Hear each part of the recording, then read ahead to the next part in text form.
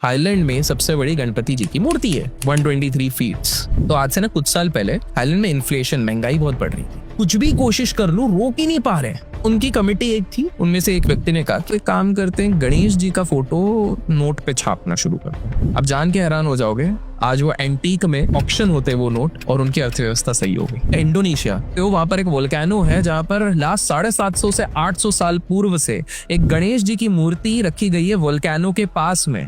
वो इसलिए रखी गई है क्योंकि वहां के लोकल्स का मानना है कि यही हमें बचाते हैं। वो एक्टिव वोल्केनो आज तक नहीं फटा है बिकॉज गणपति जी वहां पर विराज है। जब हमारे ऑनरेबल प्राइम मिनिस्टर जी जा रहे हैं और वो इस चीज का प्रमाण दे रहे हैं कि श्री कृष्ण थे, सनातन धर्म वॉज देयर, तो इससे बड़ा आपको प्रूफ क्या चाहिए। और 1963 की बात है, एक ग्रुप ऑफ साइंटिस्ट शोध करने के लिए लगे हुए हैं कि क्या सही में जो चीजें हमारे महाभारत में लिखी है वो सच है कि नहीं। और गुजरात में एक जगह पर वो अपने स्कूबा डाइवर्स को नीचे भेजते हैं। नीचे जाने के बाद स्कूबा डाइवर्स देखते हैं एक बहुत बड़ी नगरी है। जब अवशेष देखते हैं और कंपेयर करते हैं, वेद व्यास जी ने जो महाभारत निकली है तो इससे मैच कर रही है, वो कुछ और नहीं थी, वो द्वारका नगरी। उधर ही घर के काफी सामान मिले, उनको डेट किया गया तो वो एग्जैक्ट 6 से 7,000 वर्ष पुराने कैसे निकल रहे हैं, because 7,000 years back itself Mahabharata happened, और उसी समय पे द्वारका अंदर चले गई थी। बट पॉइंट है कि भाई सारी चीजें हैं, इट्स जस्ट दैट हम लोग अपने आप को इतना यो समझते हैं कि हम अपने खुद के धर्म को ही नहीं समझ पा रहे हैं।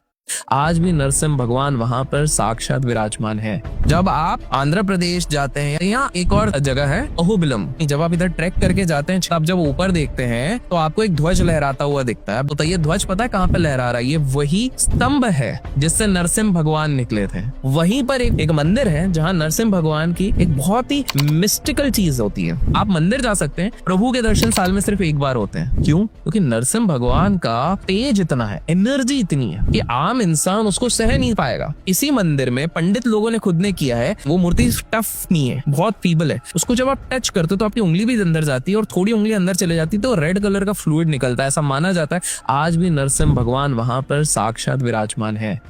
साइंटिस्ट की अगर मैं बात करता हूँ, हमारे खुद अंदर गणपति जी है। हमारे अंदर गणपति जी इसलिए हैं क्योंकि बहुत साल पहले जब पहली बार ह्यूमन एनाटॉमी को स्टडी किया गया तो पता चला कि भाई हर चीज के हिसाब से बॉडी सही फंक्शन कर सकती है। सिर्फ एक चीज अगर सही नहीं हुई ना तो पूरी बॉडी फंक्शन नहीं करेगी। उसको कहते हैं पिट्यूटरी ग्लैंड। और जब पिट्यूटरी ग्लैंड को माइक्रोस्कोप के नीचे देखा गया तो वो गणपति जी जैसा दिखता है। और गणपति जी को किस चीज का देवता बोलते हैं? बुद्धि। तो हमारी बुद्धि पिट्यूटरी ग्लैंड, भाई ग्रोथ हार्मोन भी वहां से हो रहा है। बच्चा बड़ा नहीं होगा, समझदार नहीं होगा, आप 20 साल की उम्र में बुढ़े हो जाओगे अगर ये चीज काम नहीं कर रही। नीम करोली बाबा को बहुत सारे लोग जानने लग गए बिकॉज विराट कोहली आए, बट नीम करोली बाबा उससे पहले भी प्रचलित थे। स्टीव जॉब्स, एप्पल के मालिक, जब हमारे देश पे आए थे उस समय पे नीम करोली बाबा जीवित नहीं थे, वो समाधि ले चुके थे। जिस दिन स्टीव जॉब्स की मृत्यु हुई थी, जब उनका शव पड़ा था और सब लोग फूल चढ़ा रहे थे, उनके शव के ऊपर किसकी फोटो थी? नीम करोली बाबा की फोटो। ये दर्शाता है कि स्टीव जॉब अपने